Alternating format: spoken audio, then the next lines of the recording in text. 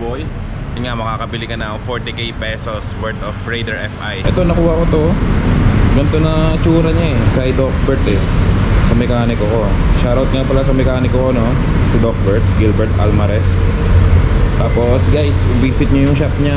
Kaka-open lang ng shop niya sa may Paliparan site, yung malapit sa Circle. Alam ko dun daw yung shop niya na bago. Ang motor na to is 2018 model Raider FI. So saan ba tayo mag-start? Ito, nakuha ko siya, ganito na siya. So di ko alam pangalan na ito. Hindi na siya stock eh. So yun, medyo crunchy na yung mga buttons niya. Pero working siya, working lahat to. Swerte, naka-wall bolts na ako boy. Stock side niya. Ayan. Tapos naka-handle grip na siya. Kaso hindi ko alam kung anong brand to. Ayan, handle grip. Stock na preno sa harap. Tapos may hose ko. Ayan, naka-hose na rin siya. Panel gauge niya, medyo may pagkaluma na rin. Yun nga lang, ang issue ng panel gauge niya, sabi ni Doc, is yung button niya hindi na nagwo-working. Pero working to itong panel gauge na yung working siya. Pinakita na sa akin ni Doc. Ito pala yung susi niya, isa nga lang susi. Ayan, pakita ko lang sa inyo na working siya. Yun, so ito, odometer niya is 71,415. Ayan, nagana yung time, RPM. Ayan, working naman, nakikita yung takbo natin. Mamaya natin siya i-start. So, pakita ko muna ibang mga parts. So, pababa tayo dito sa may ibang na upuan. Ito, ito nga lang yung mga kaha niya, medyo ano na siya, scratch na siya. Then, wala na siyang leg shield Nakuha ko siya, wala na siyang leg shield Ito ang kanyang compartment. Malit lang compartment ni Raider FI. Buti nga meron ng compartment si Raider FI. Unlike ni Carb, talagang wala. Yung sa upuan niya, flat seat na siya guys. JRB pa nga kaso ayan nga, siguro nabugbog na to sa katagalan. Ito, fairings niya, medyo may tama na rin talaga. Pero makinis yung fairings ng blue niya to. Yan, makinis yan mga yan. Tapos grab bar. Buti nga may grab bar to yung binigay sa akin. Taillight niya, okay naman, wala siya mga basag. Then ito, meron siya kompleto, tapalodo sa likod. May gas-gas na nga lang siya dito. Siguro baka natumba na to. Pero ako, di naman ako maselan sa mga gantong bagay as long as working siya. Ito, may gas-gas na rin dito. Buti walang basag. Swerte pa rin, no? Okay, ang pogi. Ito, tapalodo sa harap. Yan, at least buo. Panalo ako dyan, buo yung tapalodo.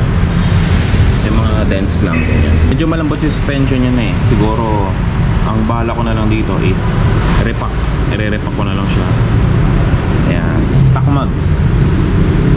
Red ang stock mags na binigay sa akin. Tapos may libre na tayong Maxxis tire. Sukat niya ata 6080 by 17. Yan. Ito, stock na preno. Ito, hose. Okay din yung hose na binigay sa atin. Ito, radiator niya. Stock radiator.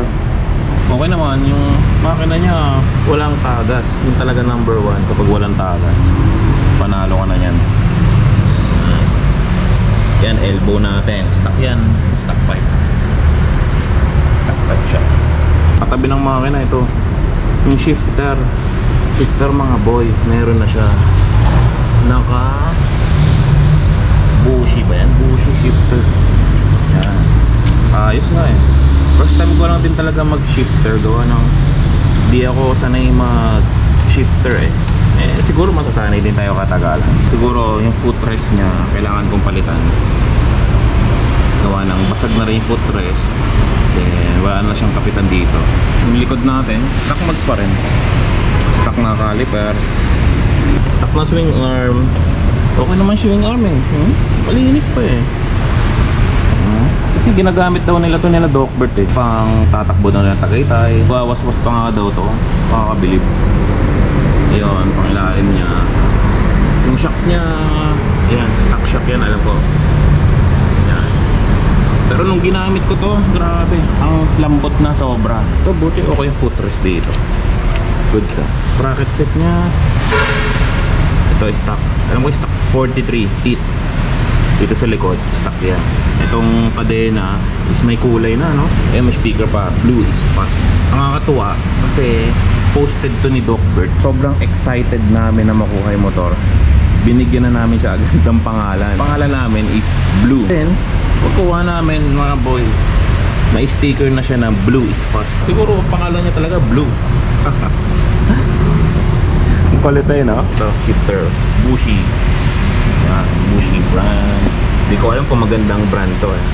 Hindi ako sigurado. Di rin ako maalam sa mga shifter. Okay na nga sa akin, stock shifter eh. Walang side stand na nakuha ako. Kaya naman do, bigyan mo ako side stand. Ito, papunta sa throttle body.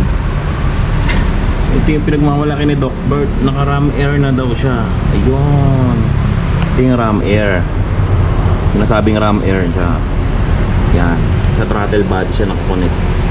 Kumbaga dito siya humihigop ng hangin. Oh, ganda oh. Gandang looks din siya oh. Para sa radar. Ganda. Reserve tank ng coolant natin. Diyan. Yan. Ah, dito pala yung check ng ano. Bukasan ng coolant. Oh.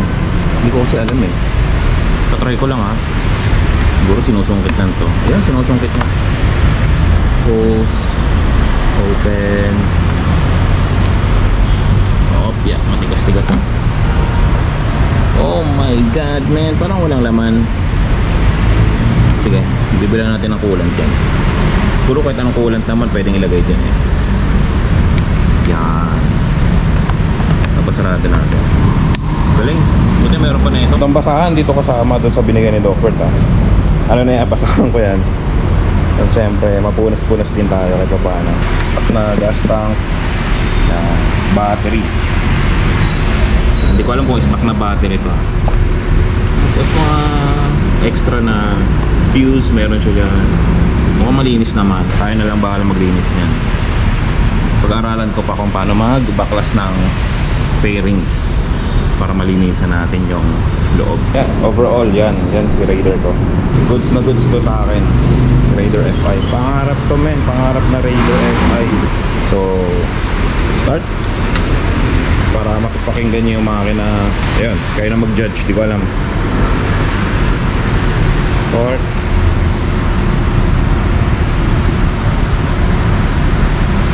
Push button.